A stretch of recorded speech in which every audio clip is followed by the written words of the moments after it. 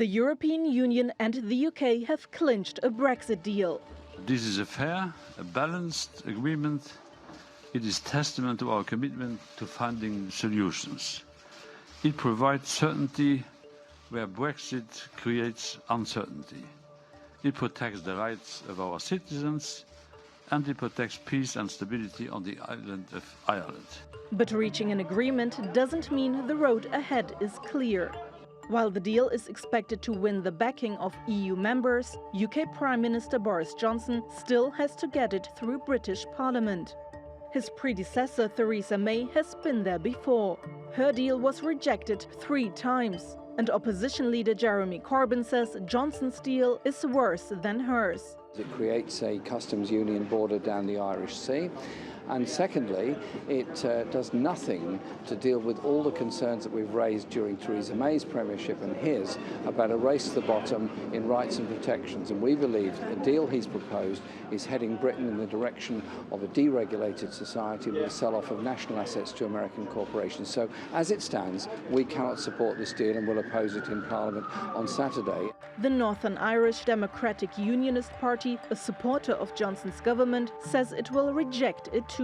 While the agreement keeps Northern Ireland in the UK customs area, it scraps the so-called backstop mechanism and creates customs checks on items coming from the UK if they're headed beyond Northern Ireland. The Democratic Unionist Party will be unable to support these proposals in Parliament. For all of these reasons, it is our view that these arrangements would not be in Northern Ireland's long-term interests. And that's a serious blow to Johnson, who doesn't have a majority in Parliament and relies on the DUP's vote. I hope very much now, speaking of elected representatives, that my fellow MPs in Westminster do now come together to get Brexit done, to get this excellent deal over the line and to deliver Brexit without any more delay. UK lawmakers will come together on Saturday. If they approve the deal, it will pave the way for the UK's orderly departure from the EU. If not, Johnson would likely have to ask the EU for another extension. But the European Commission's Juncker has said Brexit has to be done now. Sibel Karkus, TRT World. For more on this, let's speak to Rajneesh Narula, who is in London. He's a Professor of International Business Regulation at the University of Reading, Henley Business School. Thank you very much for your time. Look, we've been here before, haven't we, Rajneesh? We've been here 3 times, in fact, with Theresa May. How likely is it that Boris Johnson is going to get a different outcome to what she did? Well, Melinda, I think this is a billion-dollar question, really. The public has Brexit fatigue, so this works in his favour. But Parliament, on the other hand, hasn't got Brexit fatigue. They're ready to have another fight. So it remains to be seen whether he is in a position to pull together a coalition of people who don't like him, but are willing to let this pass through. And he's got the ERG, Rees-Mogg and company will support him, but the DUP is stepping away from this. So he's hoping for defectors from the Labour Party to support this bill on Saturday. Northern Ireland remained a sticking point right up until the last moment of these negotiations. It's a very complex agreement.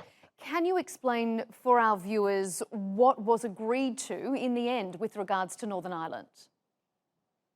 Well, actually, I think what they've done is they've replaced the backstop with a full stop. And it's what they've done is they've decided that Northern Ireland will be part of the UK, but also part of the EU. And there's a border now essentially there will be a border between Northern Ireland and the rest of the UK. They're in the sea somehow. It's an imaginary border, if you will.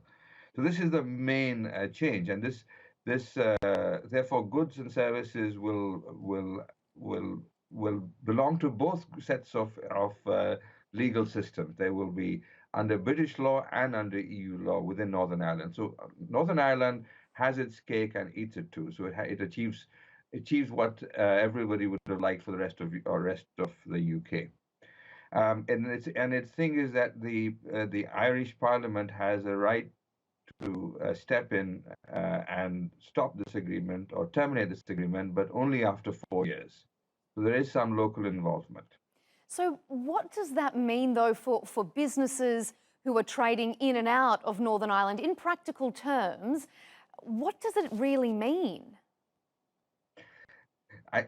Well, to be honest, it's a fudge. It's a very interesting technical fudge.